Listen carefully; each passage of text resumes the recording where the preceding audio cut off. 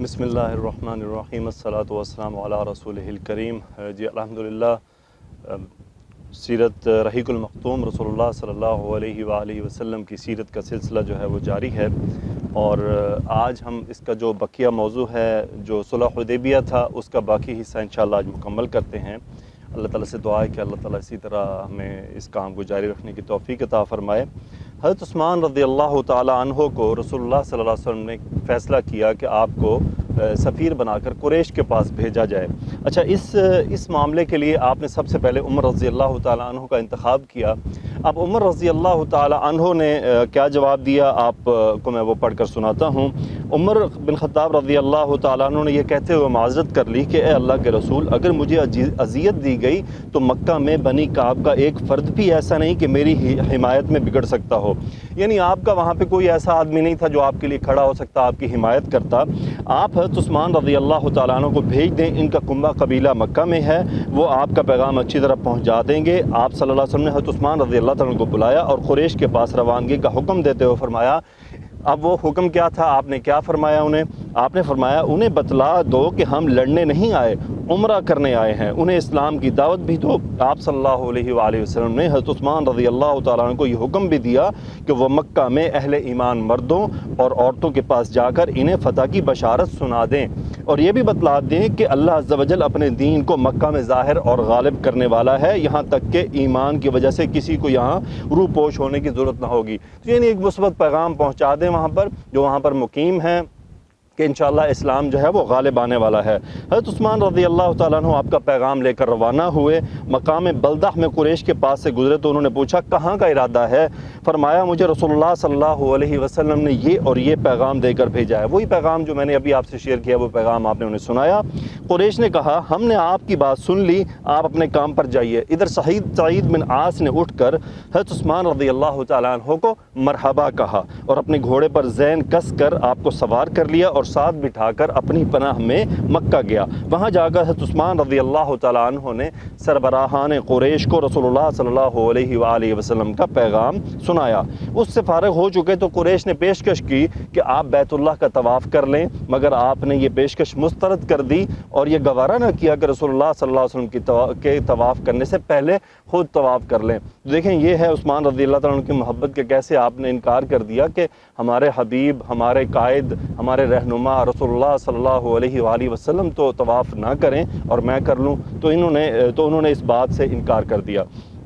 اچھا، اب اس کے بعد اسی صورتحال نے ایک نیا رخ اختیار کیا کہ عثمان رضی اللہ تعالیٰ عنہ کی شہادت کی خبر جو ہے وہ پھیل گئی، رسول اللہ صلی اللہ علیہ وسلم تک یہ جو ہے یہ خبر پہنچ چکی کہ آپ کو شہید کر دیا گیا، آپ کے سفیر کو شہید کر دیا گیا، انہیں قتل کر دیا گیا ہے۔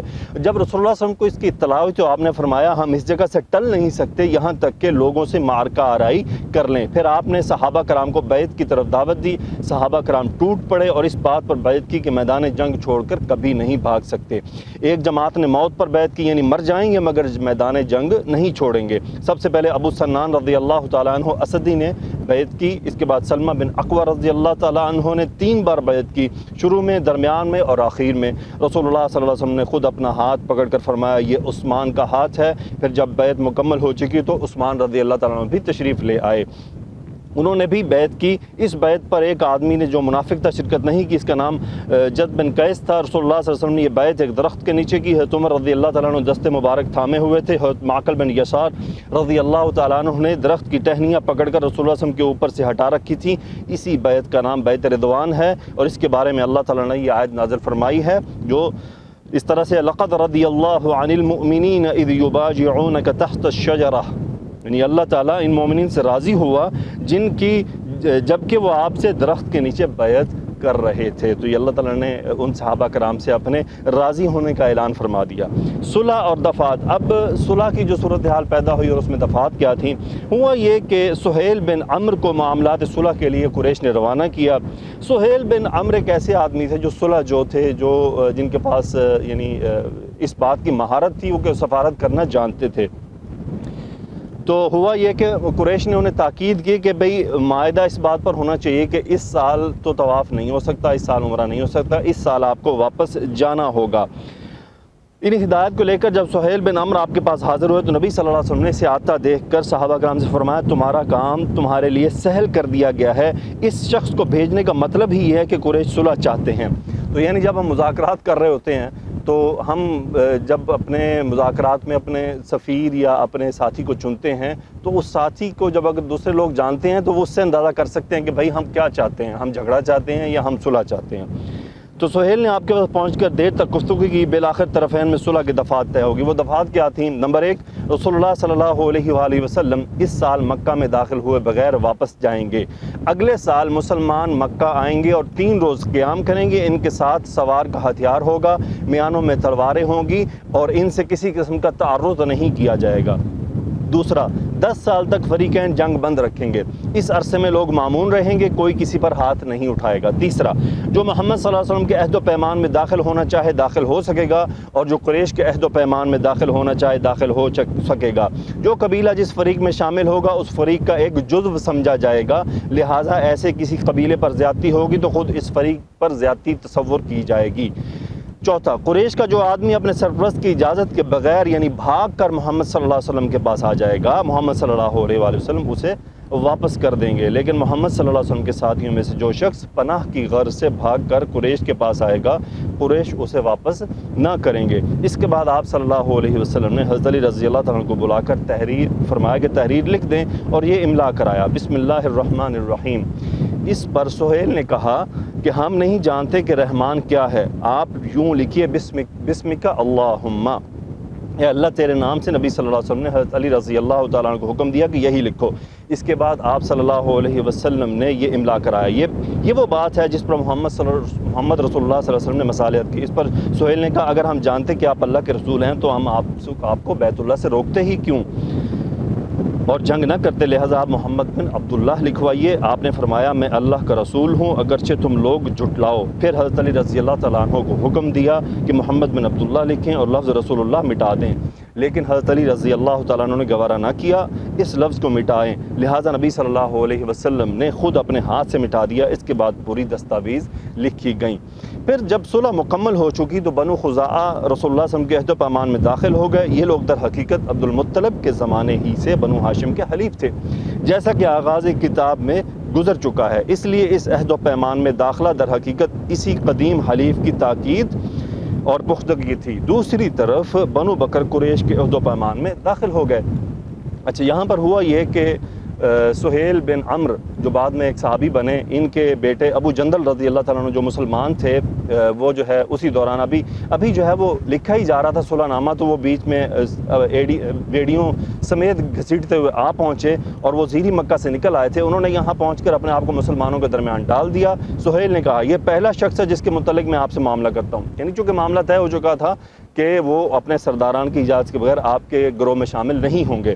تو ابو جندل پہلے آدمی تھے جو وہاں پہنچ گئے، تو سہیل نے کہا بھئی یہ آدمی ہمارا پہلا ایسا ہے جسے آپ کو ہمیں واپس کرنا ہوگا۔ رسول اللہ صلی اللہ علیہ وسلم نے فرمایا ابھی تو ہم نے صلح نامہ مکمل ہی نہیں کیا۔ اس نے کہا تب بھی آپ صلی اللہ علیہ وسلم سے کسی بات پر صلح کا کوئی معاہدہ نہ کروں گا۔ نبی صلی اللہ علیہ وسلم نے فرمایا اچھا تو تم اس کو میری خاطر چھوڑ دو۔ اس نے کہا آپ کی خاطر بھی نہیں چھوڑ سکتا۔ آپ صلی اللہ علیہ وسلم نے فرمایا نہیں اتنا تو کر دو۔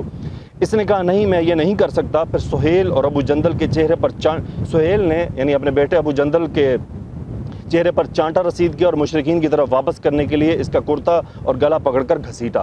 ابو جندل زور زور سے چیخ کر کہہ رہے تھے مسلمانوں کیا میں مشرکین کی طرف لوٹا دیا جاؤں گا، وہ مجھے میرے دین کے متعلق فتنے میں ڈالیں گے۔ رسول اللہ صلی اللہ علیہ وسلم نے فرمایا ابو جندل صبر کرو اور اسے باعث ثواب سمجھو، اللہ تمہارے لیے تمہارے ساتھ جو دوسرے مسلمان ہیں ان سب کے لیے کشادگی اور پناہ کی جگہ بنائے گا۔ ہم نے قریش سے صلح کر لی ہے اور ہم نے ان کو اور انہوں نے ہم کو اس بات پر اللہ کا عہد دے دیا ہے، اس لیے ہم بدعہدی نہیں کر سکتے۔ اس کے بعد عمر رضی اللہ تعالیٰ عنہ اچھل کر ابو جندل کے قریب پہنچے اور وہ ان کے پہلو میں چلتے جا رہے تھے اور کہتے جا رہے تھے ابو جندل صبر کرو، یہ لوگ مشرک ہیں، ان کا خون تو بس کتے جیسا ہے، اور ساتھ ہی ساتھ اپنی تلوار کا دستہ ان کے قریب کرتے جا رہے تھے۔ حضرت عمر رضی اللہ عنہ کا بیان ہے کہ مجھے امید تھی، وہ تلوار اس لیے قریب کر رہے تھے کہ ابو جندل اسے پکڑ کر ان کو دے ماریں، اپنے باپ سہیل کو اڑا دیں، لیکن انہوں نے اپنے باپ کے بارے میں بخل سے کام لیا اور معاہدہ صلح نافذ ہو گیا۔ اچھا جی، اس کے بعد ہوا یہ کہ اب کچھ معاملہ طے ہوا۔ عمرہ سے حلال ہونے کے لیے قربانی اور بالوں کی کٹائی کا معاملہ آیا۔ رسول اللہ صلی اللہ علیہ وسلم معاہدہ صلح لکھوا کر فارغ ہو چکے تو فرمایا اٹھو اور اپنے اپنے جانور قربان کر دو، لیکن واللہ کوئی بھی نہ اٹھا۔ حتیٰ کہ آپ نے یہ بات 3 بار دہرائی مگر پھر بھی کوئی نہ اٹھا تو آپ ام سلمہ رضی اللہ تعالیٰ عنہ کے پاس تشریف لے گئے اور ان سے اس معاملے کا ذکر کیا۔ ام المومنین نے کہا یا رسول اللہ اگر آپ چاہتے ہیں تو پھر آپ تشریف لے جائیے اور کچھ کہے بغیر چپ چاپ اپنے جانور ذبح کر دیجئے اور اپنے حجام کو بلا کر سر مڈا لیجئے۔ اس کے بعد رسول اللہ صلی اللہ علیہ وسلم باہر تشریف لائے اور کسی سے کچھ کہے بغیر آپ نے اپنے ہدی کے جانور کو ذبح کیا اور حجام کو بلا کر سر مڈا لیا۔ جب لوگوں نے دیکھا تو خود بھی اٹھ کر اپنے اپنے جانور ذبح کر دیا اور اس کے بعد باہم ایک دوسرے کا سر موڑنے لگے۔ کیفیت یہ ہوتی تھی، معلوم ہوتا تھا فرط غم کے سبب ایک دوسرے کو قتل کر دیں گے۔ اس موقع پر گائے اور اونٹ 7 آدمیوں کی طرف سے ذبح کیے گئے۔ آپ نے وہ اونٹ ذبح کیا جو کسی زمانے میں ابو جہل کے پاس تھا، اس کی ناک میں چاندی کا ایک حلقہ تھا۔ اس کا مقصد یہ تھا کہ مشرکین جل بھن کر رہ جائیں۔ پھر رسول اللہ صلی اللہ علیہ وآلہ وسلم نے سر منڈانے والوں کے لیے 3 بار مغفرت کی دعا کی اور کینچی سے کٹانے والوں کے لیے 1 بار۔ اسی سفر میں اللہ تعالیٰ نے حضرت کعب بن عجرہ کے سلسلے میں یہ حکم بھی نازل فرمایا کہ جو شخص اذیت کے سبب اپنا سر حالت احرام میں منڈالے وہ روزے یا صدقے یا ذبیحے کی شکل میں فدیہ دے۔ اچھا، مہاجرہ عورتوں کی واپسی کا انکار۔ اس کے بعد کچھ مومنہ عورتیں آ گئیں، ان کے اولیاء نے مطالبہ کیا کہ حدیبیہ میں چونکہ صلح مکمل ہو چکی ہے اس کے روح سے انہیں واپس کیا جائے، لیکن آپ نے یہ مطالبہ اس دلیل کی بنیاد پر مسترد کر دیا کہ اس دفعے کے مطابق معاہدے میں جو لفظ لکھا گیا وہ یہ تھا کہ یہ معاہدہ اس شرط پر کیا جا رہا ہے کہ ہمارا جو آدمی آپ کے پاس جائے گا آپ اسے لازماً واپس کر دیں گے، خواہ آپ ہی کے دین پر کیوں نہ ہو۔ لہٰذا عورتیں اس معاملے میں سرے سے داخل ہی نہیں۔ پھر اللہ سبحانہ وتعالیٰ نے اس سلسلے میں یہ آیت بھی نازل فرما دی، یا ایھا الذین آمنوا اذا جاءکم المؤمنات مہاجرات فامتحنوہن اللہ اعلم بایمانہن فإن علمتموہن مؤمنات فلا ترجعوہن الی الکفار لا ہن حل لہم ولا ہم یحلون لہن وآتوہم ما انفقوا ولا جناح علیکم ان تنکحوہن اذا آتیتموہن اجورہن ولا تمسکوا بعصم الکوافر۔ اے اہل ایمان، جب تمہارے پاس مومن عورتیں ہجرت کر کے آئیں تو ان کا امتحان لو، اللہ ان کے ایمان کو بہتر جانتا ہے، بس اگر انہیں مومنہ جانو تو کفار کی طرف نہ پلٹاؤ، نہ وہ کفار کے لیے حلال ہیں نہ کفار ان کے لیے حلال ہیں، البتہ ان کے کافر شوہروں نے جو مہر ان کو دیے تھے اسے واپس دے دو، پھر تم پر کوئی حرج نہیں کہ ان سے نکاح کر لو جبکہ ان کے مہر ادا کر دو، اور کافر عورتوں کو اپنے نکاح میں نہ رکھو۔ اس آیت کے نازل ہونے کے بعد جب کوئی مومنہ عورت ہجرت کر کے آئی تو رسول اللہ صلی اللہ علیہ وسلم اللہ تعالیٰ کے اس ارشاد کی روشنی میں اس کا امتحان لیتے۔